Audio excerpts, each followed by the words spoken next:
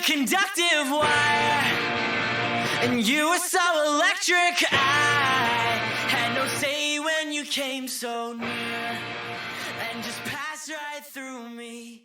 Hey everyone, welcome to Geekdom is back, and I am joined by a new guest today. I'm talking with James Macmillan about Ferris Bueller's Day Off. It's about time I do this movie for the podcast because I had seen it, enjoyed it, never revisited it. But James, thank you so much for recommending this. How are you doing? I am very well, and thank you for having me on. Of course, I was more than happy for the distraction to watch Ferris Bueller's Day Off in the middle of this pandemic and with all of the other things going on in the world right now. No, and I think a movie like this is, like you said, a welcome change. Did you say this is the first time you ever saw it? It was the second time I had seen it. Okay, and you're how old, if you don't mind me asking? 27. 27. Okay, so this is... I did not exist when this movie came out. No, I was 3 when this movie came out, but it is one of those movies that I just absolutely grew up watching. Yeah. You know, it was like the stay-at-home sick movie of all time. You asked me, like, what some of my favorite movies were, and it was kind of all over the place, like Shawshank Redemption, Fight Club, like serious dramas, and then Ferris Bueller's Day Off. There's a reason that I include it in that category of, like, serious films. Yeah. It is... I mean, it's like a perfect movie for me. And Ferris Bueller is my hero. He's who I aspire to be when I grow up. I'm 36 and I still want to be Ferris Bueller. That's very fair. Very fair. Yeah. But it's just one of those movies where, one, John Hughes is brilliant. He's a genius. Oh, the best. Yes. Just the list. Breakfast Club, 16 Candles, Home Alone, Ferris Bueller's Day Off. It just goes on and on and on. Yeah, it really does. And he single-handedly created this genre of like teen angst, teen comedy. And he also created something that a lot of people don't really know. The whole like looking at the camera and talking. Yes, breaking the fourth wall is so good in this movie. It's so good. It's very Office-esque, you know, the gym look. Yeah, and the use of like pop music, you know, a lot of like Devo and the beat and the specials and like, you know, ska and punk rock from that era. Anyway, John Hughes just created so many iconic films, and this one is often overlooked because it's so silly and it's a comedy, but it is equally as important as any of the other ones he's done for me. Yeah, absolutely. I haven't seen a ton of his movies, but I've seen The Breakfast Club. I've seen Home Alone. So I've seen some of the big ones, and I still have some work to do in my movie watching history here. But it's one of those things where, because a lot of the 70s and 80s movies obviously came out when I did not exist, I'm coming to them way later than a lot of people I know, just because of, you know, age difference and everything. Because I've actually noticed, it's funny, I'm working with a lot of people who are roughly 10 years older than I am. So it's like they've seen a whole different generation of stuff compared to what I've seen. You know, it's like I grew up watching Scooby-Doo on the weekends, and that was my jam. But, you know, like the original Scooby-Doo? Yeah, like the 60s Scooby-Doo. Oh, okay. And, gotcha. You know, fun stuff. And you kind of look back and you're like, oh, now I understand so many of the jokes they were making that were not for the children watching. Yes, because I watched it this morning just to kind of get a refresher before we talked. Yeah. And another thing that I noticed that you see in a lot of movies, like Quentin Tarantino does this a lot. Guy that did, my brain's not working right now, Knocked Up, Judd Apatow. You know, Super Bad, Knocked Up, all that. He does this as well, which is where, like in the beginning sequence of Ferris Bueller, he's going over the rules of how to fake sick, right? It's like number 1, this, and then number 2, lick the palms. And it actually, the text is written out on screen. And that was the first time that I think I've ever seen a director do that, where he's looking at the camera, talking to you, the audience, and then there's a text being actually written out. And that is so goddamn funny to me. Yeah, it's really great. And when you combine everything John Hughes did with the casting in this, it's like, oh my goodness, Matthew Broderick and Alan Ruck were such a perfect best friend pairing, because they have this similar sense of missing school, and that's really what they come together over at the beginning of this. And they're just so different personality wise, though, that you're kind of like, oh yeah, the person I was best friends in high school with or whatever, we weren't the exact same person, No, for a and reason. just to see that work so well on screen and the chemistry those two have, because a lot of times when people are talking about chemistry, they're like talking about a romantic chemistry between people. And then you have Mia Sarah who comes into the picture and she knows how to talk to Cameron. She knows Yeah. how to talk to Ferris. And her character, Sloane, is just sort of the girlfriend of the popular guy, but she's not just that in a sense. And I do want to point out, Ferris Bueller is the popular guy, but he's not like the jock quarterback popular guy. He's popular because he's convinced everyone that he is just the guy. Yeah. And like the whole running joke throughout the film is that the whole townsfolk know that he's sick. He's homesick. Yeah. Like, save Ferris and, tell him the guys at the office or the police department say hi and get better. Like, the fact that the local police department knows that he's homesick is hilarious. Right. That's so funny. And yeah, I think you're right that Cameron and Ferris are like polar opposites. Cameron's really highly wound up. He's neurotic. He's hypersensitive. He's almost like a hypochondriac too. Mm-hmm. And they really heavily, not just imply, they tell you that his home life is awful. Yeah. Like his dad is overbearing. His parents hate each other. And you don't even need to see his parents to know that. Yep. At one point, Ferris explains his house that it's like a museum. Mm-hmm. It's cold. It's very beautiful, and it's very cold, and you can't touch anything. Imagine growing up there as a baby. Yeah. Something like that. Yeah, and and then you have Ferris, who's like, he's not just cool. He's so cool that like he's so confident that he's going to get away with this day and the 9 times being absent 9 times. Yeah. He knows it so confidently that, like, for example, when he calls the principal, and because remember the principal is supposed to be talking to Sloane's father. Yeah. Because they come up with a scheme that her grandmother dies, right? Mm-hmm. And so in order to sell that point, Ferris has Cameron call in as Sloane's dad. And the principal's not buying it. So he's like, I'll tell you what, you bring the bag of bones, you bring a dead body, and I'll let her get out of school. And then Ferris calls on the other line, but he doesn't do it in a sick voice. Because remember, every time he talks to his parents or everyone else, he's like, hello, I'm sick. Yeah. But when he talks to the principal, he's like, hi, Ferris Bueller here. How's it going?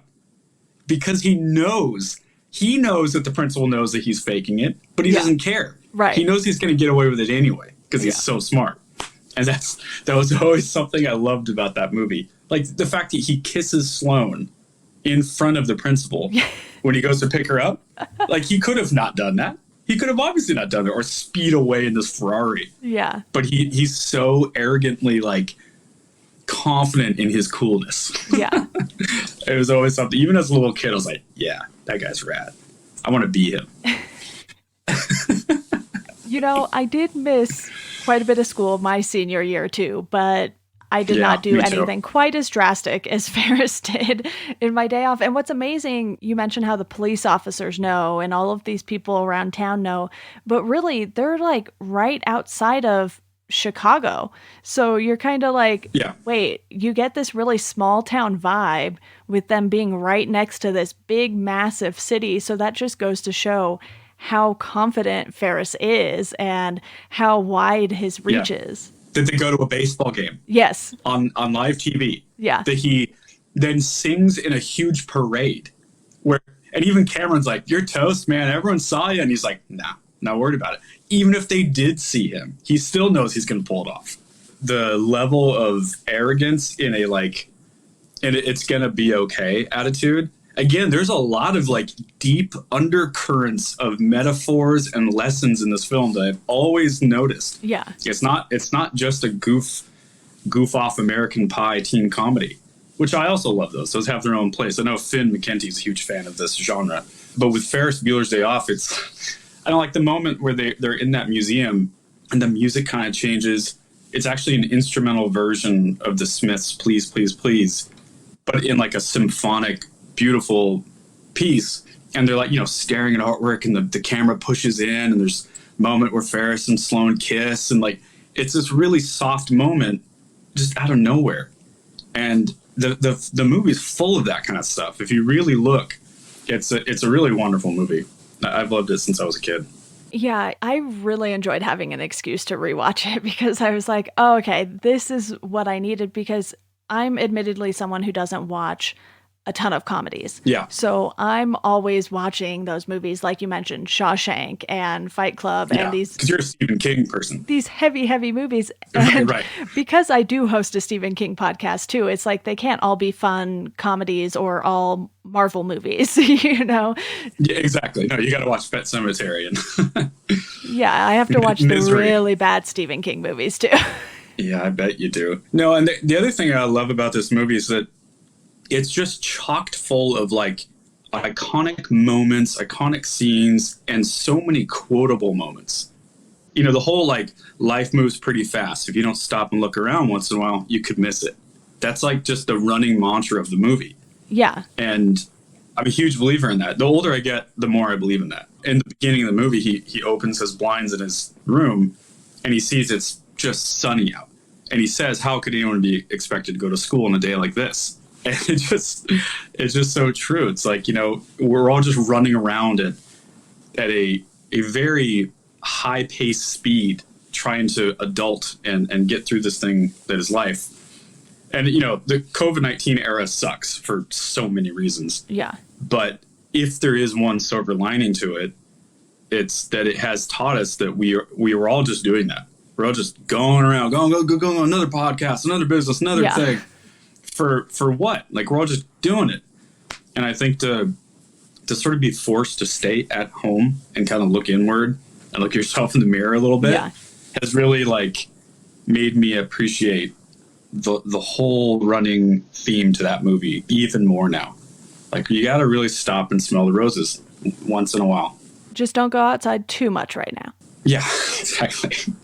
Be careful if you do choose to go outside. That's right.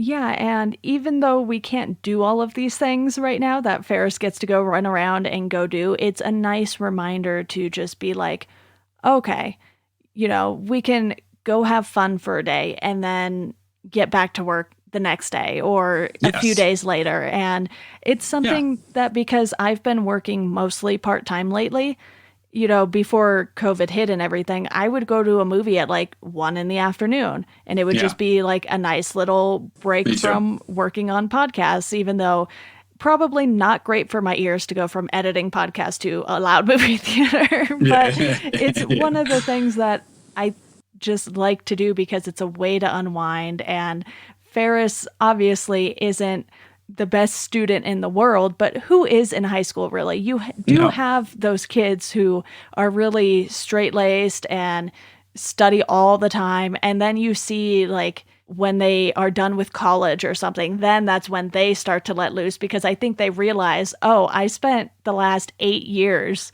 in my books. Doing nothing fun. Yeah, and also to point out, it's not like Ferris is a bong-ripping, you know, flaky stoner guy. Exactly. I mean, look at all the things they did in The Day Off. They did all this like kind of nerdy but like healthy, sober stuff. Sneak into a fancy restaurant, go to a baseball game, drive a sports car around town, go to a museum. Go to museum. Exactly. That's right. They go to a fucking museum. And also about him, like the character himself, they heavily imply, you know, like the conversation with Sloane and Cameron right before the parade starts. They're wondering where Ferris goes. And Cameron's mad. He's like, oh, he probably just took off. And they're kind of talking about Ferris in a way of like, he can do anything. After high school, whatever he wants to do, he's going to do it. He's that Ferris. convincing. He's that convincing. He'll set his mind to it. That's right. And I think there's a lot of value in that because I felt not connected in high school. I hated high school. None of it spoke to me. None of the learning styles spoke to me. None of the teachers spoke to me. Music was the only thing I was good at, or at least I felt good at. And I just always felt like a loser because of that. But in reality, post-high school, I started to flourish because I finally found the things I was good at. When I enjoy what I'm doing and I believe in what I'm doing, the mission, I work very hard, like maybe even too hard, a bit of a workaholic. And I think that Ferris he's gonna be okay. We all know that. Like, even though he might be a bad student and he's kind of working the system a little bit and hacking into the computer and changing the number of times he's missed school. But hey, he can hack into a computer, so you know he's going to be fine. Yeah, maybe he'll work at Intel or something. Like, he's going to be all right. Yeah, that's a good point. So I like that. It's not just some like aimless suburban kid that's just trying to avoid responsibility. It's like, no, he's steering his ship in his way because it's his life. And I think there's a lot of value to that message. And what Ferris realizes is that he's capable of doing these things, so he's just going to go out and do them because that's what he wants to do. And one of the main things, you know, in your early and mid-20s that you kind of figure out is everyone does things at their own pace. You know, when I got out of college, I was like freaking out because I was seeing my friends graduate and they had majored in like aerospace engineering and all these crazy things. But it's because I went to an insanely nerdy high school that put a ton of pressure on kids to, you know, do computer science and engineering and all this stuff. And here I am going to school for music industry, you know, I'm like the only kid doing that. Everyone's off becoming dentists and doctors and teachers. And I'm just like, what did I do? Did I do the wrong thing? What did I miss here? Yeah. And I'm still, you know, just working part-time. Things shifted from music industry to podcast, but still within the music industry. As you know, it's like kind of music industry adjacent all for me right now between working on Finn's podcast, URM Academy, your podcast every now and then. Riff Hard is a new podcast that I started working on recently. And it's just funny how these things work out. And even though it's taking me maybe longer than I wanted it to, it's finally, you know, things are getting in gear and I know that this is going to be something that I can do, much in the way that Ferris knows, hey, I'm going to have this day. I'm going to do it. We're going to get all of this stuff done in one day. We are going to get your father's car back before he gets home. And he even gets home right as his parents get home. So he has this whole day planned down to the minute, basically. Yeah. He just couldn't have predicted Cameron going off the rails and the car flying backwards through the garage. That's right. And I mean, that's kind of what you get for having a glass garage that hangs over a cliff. Yeah. By the way, I just want to live in that room. Yeah. That garage is like, why is that the garage? Yeah. It should be the freaking living room. I think it's amazing. Yeah. Yeah. And also, I want to talk about the sister. I think she's a really great character, too. Jennifer Grey, pre-Dirty Dancing. How fantastic. Pre-Dirty Dancing. Fantastic. Exactly. And I think that the whole time she's portrayed as like this frustrated sibling. Why does Ferris always get his way? Boo Ferris. And her whole goal is to get him in trouble. Yeah. She's trying to prove that he's faking being sick until the very end. The very end when she has to choose. You know, the principal's, he's got Ferris, he's got the key, he's like, I got you now, Ferris. You're going to do another year in school. I got you. And she just opens the door and decides to take her brother's side because she found happiness in the very end. And I think that, like, that's just such a really sweet subplot that a lot of people don't talk about. Yeah, and she comes to that conclusion mostly because she meets Charlie Sheen in the police station. Yes, that's right. Which, I know. you know, Charlie Sheen has had many a issue since Ferris released in, 1986 or something like that. And you get this moment between the two of them where at first she's kind of disgusted by him because he's this drug addict and oh my goodness, the makeup on his face was just so perfect for that scene. You're like, oh, okay. Yeah, you're really going all in on this. And then by the end of it, they're making out in the police station when her mom comes to get her. And she's like all clumsy about it afterwards. And he makes this comment that you're not mad at Ferris. You're mad at yourself because you can't bring yourself to be like Ferris. That's it. In the end, everyone bends to his will. And it's not because he's some shitty Donald Trump, like, I'm going to lie. I mean, yeah, I guess he's lying his way through life, but he has good intentions. He's not ever trying to hurt anyone or fuck anyone over. Yeah. It's just like these, you know, painless, hurtless white lies that gets him through. And I don't know. I think, like, you know, what's wrong with that? He's really just pursuing the thing that he wants to do. He's having fun and not hurting anyone, like you said, in the process. And he's not really breaking any major laws, you know, maybe just speeding with the Ferrari. Speeding. That's it. A little trespassing as he traipses through backyards, but that's fine. Yes, that's right. Which is single-handedly one of the best end sequences to a movie ever. Absolutely. Yeah, he's just running through, trampling over the fence, running through the house. Dinner's ready. And then the girl's like, who's that? He just keeps going. I like, though, that he does stop to talk to the two girls in the bikini. Yeah. I thought that was a nice Hi, I'm little Ferris. addition. Hi, I'm Ferris. No, I was going to talk about another character in the movie that is sort of looked over, is the secretary to the principal. So great. She is so goddamn funny to me. One of my favorite characters of all time.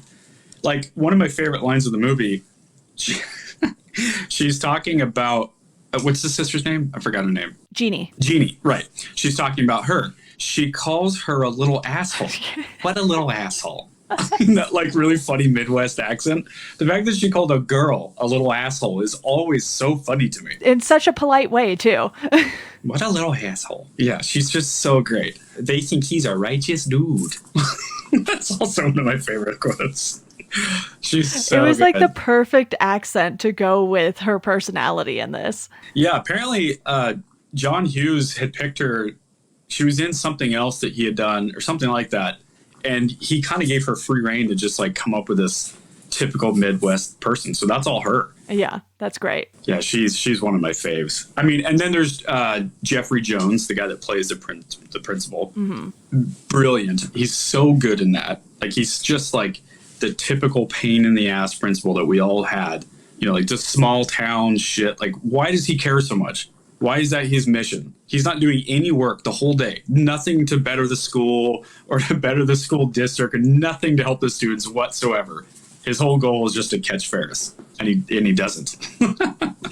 And he's so maniacal about it, too. It's just one of those things where you can tell that Ferris has gotten under his skin because he's just so dead set on this. And then he makes himself look like a fool when he thinks he is talking to Mr. Peterson because Ferris called on the other line. And, you know, he's like trying to shoo away the secretary, and she is literally just like trying to get his attention. And he just digs himself into a deeper hole. And you mentioned earlier the scene where Ferris picks up Sloane and is her quote unquote father, and then just makes out with her for a few seconds. And the principal's like, oh, so that's what that family is like. Oh, so that's what it's like. Yeah, that's right.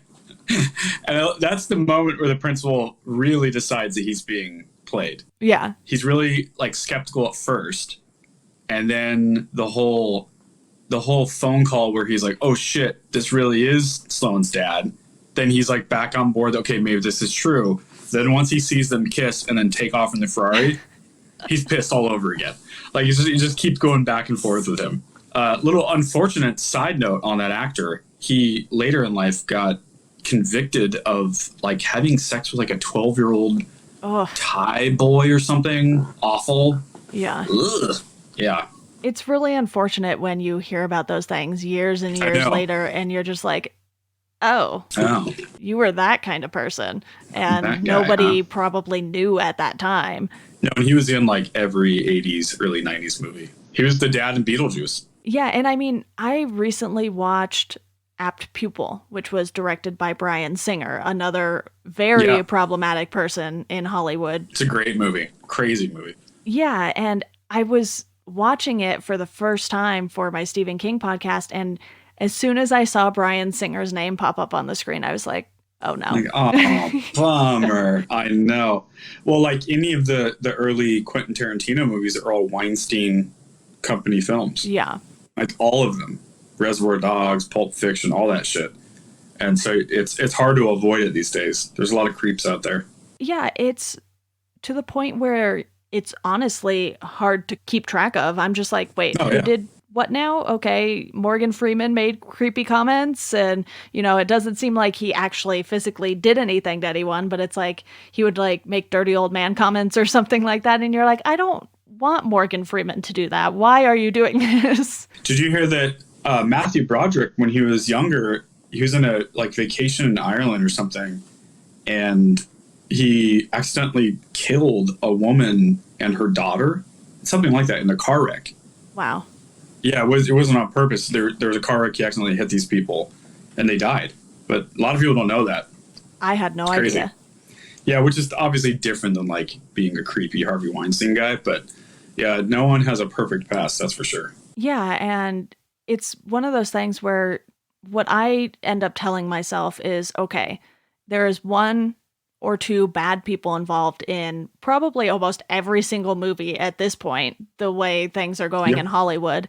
And Oh yeah. I look at it as it takes so many more people than those one or two people to make a movie that, Absolutely. you know, it's hard not to support things that other people need the support for. You know, the crew members, what did they do? Nothing. Right. Nothing. Yeah. I think if we really are honest with ourselves, most of the artists, the bands, the actors, whatever, content creators, YouTubers, podcasters, that a high, maybe not a high percentage, but a higher percentage than we want to admit, have skeletons in their closet. They have done something bad. And it's not even a higher percentage necessarily. It's just they're more famous than everyone else who does these things. Yeah, that too, for sure. Right. The average person that is, you've never heard of them, yeah, they're doing shitty stuff too. But you're right, they're not famous, so you don't know about it. Yeah, and for me, it's like I'm probably never going to go back and watch House of Cards again because now I know, and Kevin Spacey is the main guy in that, and you can see the creepiness. That one's specifically tough, right? Yeah, you can like see the creepiness looking back at things his character did and said, and I'm just like, no, thank you. But you know, I watched like L.A. Confidential recently, and I was like, okay, he's in it, one of my favorites, but he's not like the main focus in it. We're not going to see him 90 minutes out of the movie. And it is hard to figure out when you should and shouldn't support something based on one person. And I think for all of us, it's like a work in progress. But, you know, we've strayed a little from Ferris here. So to bring us back, I think one of the main messages, like you said in this, is to just kind of go out, do your thing. Don't forget to have fun every once in a while. Stop taking life so seriously. Yeah. I mean, we get caught up in that all the time. Take the serious things seriously, but, you know, don't sweat over the little things like, oh no, I missed a day of work. And also, like, it's just random chaos. That's all life is. And I mean, there is a good equal amount of like the decisions you make are going to affect your outcome. Mm-hmm. If you decide to not work hard today, then you're not going to see the fruits of your labor. And if you decide to just sit around and do drugs all day, then that's going to be bad too. But my point being, but there is also like an equal amount of luck involved in our lives. And I think to act otherwise is just lunacy. I mean, I could die tomorrow. I just walk out my house and get hit by a car. I could get cancer and die in the next 3 months. It happens. So that's what I mean by not taking everything so seriously. And like, yeah, I mean, you know, the Trump era and COVID-19, it all sucks, but we get to choose how we react to things.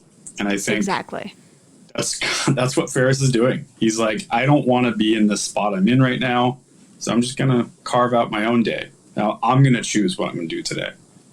And there's a lot of value in that. And I will say he is very, very productive on his day off. Very productive. You know, you could tell he was thinking about this moment for probably a while. You know, the time doesn't really add up.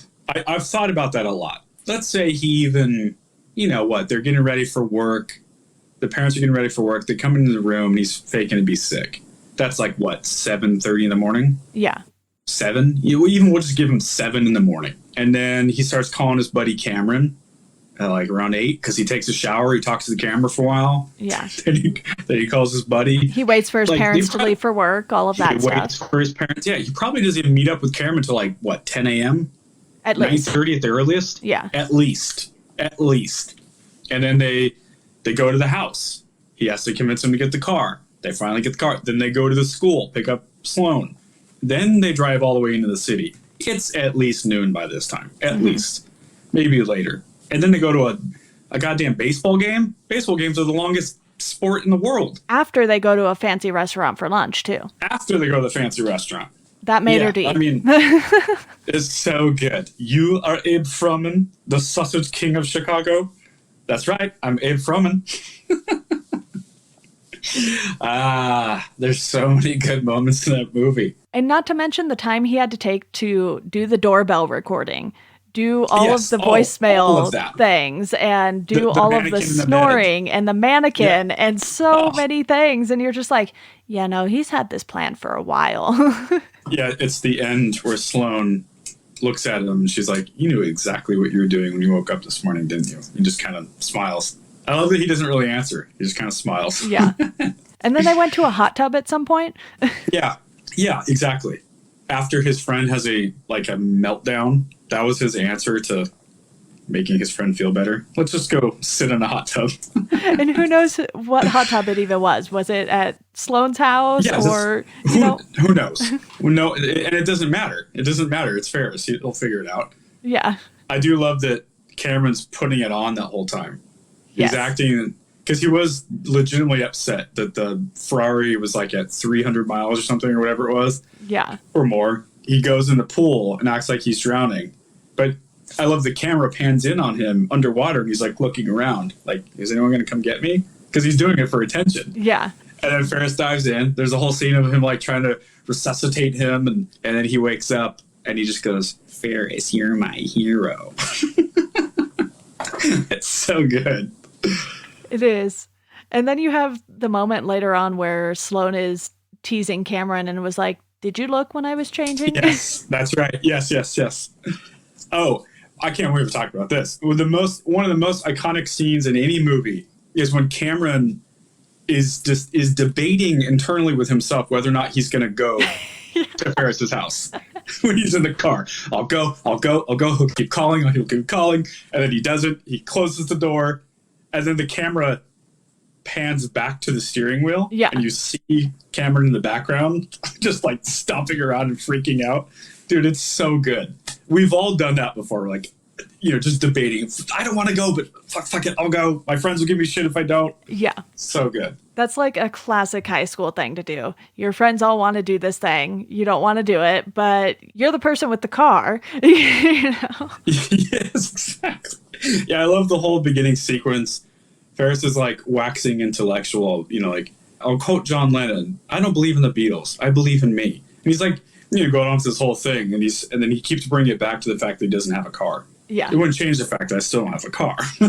He says it like 2 or 3 times in like a 5-minute span. So good. Yeah, and it's a very high school thing. It's like certain kids have cars, certain kids don't. So then the kids with cars end up driving all the other kids around. Even, maybe it wasn't a thing at the time, but like I had my license where you can't like drive anyone else around for a year unless it's like an adult. The permit. Yeah, and I had like my physical license. It wasn't like the piece of paper permit, but it was just like some rule they had where it's like, oh, you can't drive anyone under 21 or something around without, an adult present. And, being a high school kid, everyone did that anyway. Everyone did it anyway. Yeah, and that's why it's so funny when he's like, "Well, I don't have a car," but then he's the one who drives the Ferrari, and you're like, "Do you even have a license?" That's right. That's a good point. Yeah, I often wonder that. I doubt he did. It doesn't matter. No. It doesn't matter. For Ferris, it never matters. He'll figure it out. The cop pulls him over. The cop probably knows him. Yeah. I heard you're sick today. Oh, you're feeling better? Great. Have fun. Yeah, have a great day, Ferris. Let me lead the way. I'll turn the lights on for you. I mean, there's just so many moments. Like when the kids call Ferris from the payphone at school just to check in on him. Yeah. The girl gets on the phone and is like, "How's your bod, Ferris?" And he like fakes the coughing with the keyboard. I mean, it's just, there's so many like little moments in that movie. I've seen it so many times, but it's fun. It's just as good every time. I can't stress to people, there are very few movies that hold up and last and test the test time. And I think that this is certainly one of them. It was made in '86. Like you said, you weren't even born. I wasn't really an aware human yet. I was 3 years old. Yeah. And I maybe I'm wrong. Does it still hold up? I think it does. I thought it did, because I think when movies hold up best is when they don't rely on effects. They just rely on these human stories. And even, Star Wars from 1977, they use so many practical effects that even if space doesn't look real, it's fine. Yeah. We I don't agree. need Star Wars space to look real necessarily. Obviously, it looks a lot better now for the purposes of just how far technology has come in the last 40 plus years. But with Speaking of Star Wars, did you notice they used the Star Wars theme when when those two guys are I was like, driving oh, the I bet Ferrari? they had to pay lots of money for that. That, like, the movie had just come out. It was a new movie. It's only been out for a few years. But yeah, anyway, no, I think it holds up, and I will admit, not everything does. I had a lot of people growing up that were older than me, like my aunts and uncles, even my parents, telling me to watch all these old movies like Caddyshack. Have you ever seen Caddyshack? No. It's fucking awful. I'm sorry. People are going to give me so much crap for saying that. It's just like, I don't get it. It kind of, it's these references to a certain time, I think. Mm-hmm. What's the other one with Jim Belushi? The house party fraternity one. Was it Animal House? Yes. I haven't seen it, but I think we have it somewhere. I think if you're going to watch it, you're going to have some moments where you laugh, but it's going to kind of go over your head because it's very specific to a time. Now, there's nothing wrong with that. Like, maybe Superbad will be one of those movies because it's so funny, but it's very 2000s-y. And I think if you watch it in 20 years, it might have all these references to, like, rappers of that time or whatever. You know what I mean? Yeah. And I think Ferris Bueller's Day Off, it doesn't really... I mean, it's certainly an 80s movie. It's so 80s. Yeah. You can't change the music and the needle drops in the movie, but the message is not... in his room. Yeah, the message itself is not 80s. It's, hey, this is a message that still applies to high schoolers today, even as big as social media is now. It's like, you still go out, you still hang out with your friends, you still want to skip school, you still want to go do these dumb teenage things. And not just high school. I think it applies to everyone. It applies to the 42-year-old career-driven person. You know, every once in a while, you got to take a day off. You got to, like, I'm obsessed with Disneyland. We've talked about this a bit. Yeah. And so much that me and my older sister are starting a Disneyland-specific podcast. And that's, like, the one I'm so excited about doing. Yeah. No, it's like, yeah, I'm 36, and yet maybe it's silly to some people that I'm obsessed with this place. That's fine. But for me, it just represents the same thing that I love about Ferris Bueller's Day Off. This lightness, this, like, that there still is magic every once in a while, and you can let go and be a kid. And I think that was Ferris's whole objective for the day. He's like, I am just going to let go and go have fun. There's a lot of beauty in that. Exactly. And hopefully sometime in the next few months, we can all take a Ferris Bueller day off. It'll happen. I know it seems like forever, but we'll look back at this time. We'll feel, I don't want to use the word privileged, but we'll feel significant to have experienced it. Like, this is history in the making. Yeah. When you tell your grandkids that you were around during this era, it's going to be so many curiosities and questions. And it's like Ashley's grandma telling me about being alive during the Dust Bowl in the Midwest. Mm-hmm. It was horrific. It was such a significant moment for people in that part of the country. It's hard to even wrap your head around how much that impacted people there. Yeah. Or being in Manhattan in 9/11. Like, all these moments in history, we get to say that we were there. And we were not allowed to leave our homes for months on end. And there was a thing called social distancing. Your kids can go like, what? How does that even mean? Yeah. You know, and like the mask culture will last for a while now. And I don't know, I think that we'll look back at this time and it will seem like a blink in the longness that is our life. Yeah. It's significant now, but it will eventually pass, and we will have our own Ferris Bueller's Day Off. I hope so. I have one last question for you before we wrap things up. Were you sad for the Ferrari? Oh, so sad. Very sad. Me too.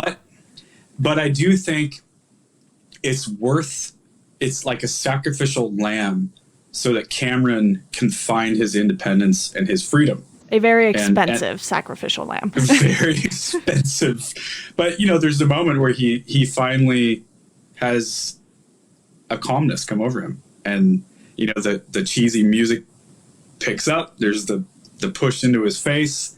And it's like this Full House moment where he's like, it's going to be okay. My dad's going to come home and we're just going to have a little chat. And he's okay with it. He knows that he's going to be okay. He finds that strength that Ferris exudes around him. And I just love that. So yeah, I was sad, but it was worth it. It was a great moment too, because Ferris was trying to be like, I'll take the heat. I'll take the heat. Yes, I was the one who convinced you to let me take the car out. And he's like, I could have stopped you. You can be stopped. Yeah, you can be stopped. Yes. And that is the truth, is he can. Mm-hmm. And Cameron knows that. And he's been around this guy his whole life. Yeah. And yeah, I think that he finally just found his own inner strength, his own Ferris Bueller within himself. Yeah, it was really just so fun getting to watch this all around. It's definitely like so good. 5-star movie for me. Yeah, me too. Oh, that's so good to hear. I wasn't quite sure. I was like, I don't know, she's younger than me. Is this not going to land? Like, she watches so many Stephen King movies. By the way, my wife and I are huge horror movie fans too, so we should revisit that at some point. We just watched a local theater, like a few suburbs away from us, a real small town, Cornelius, Oregon. They have a little theater where they're doing drive-ins. Okay. And it's not really what they're known for. It's a theater, but in their parking lot, they put up a big screen and people can go and park in the parking lot, and it's, social distancing, very safe. And they played a horror movie. I can't remember the name of it right now. I can't remember there. I'll get back to you. But it was kind of like a B horror movie. It just came out, but I thought it was great. And, I could see a lot of people wincing and stuff. Was it like Satanic Panic or something? I just know that's a recent one that came out on Shudder. No, it was about a witch, like a witch taking over an area. I'll get back to you on that. Okay.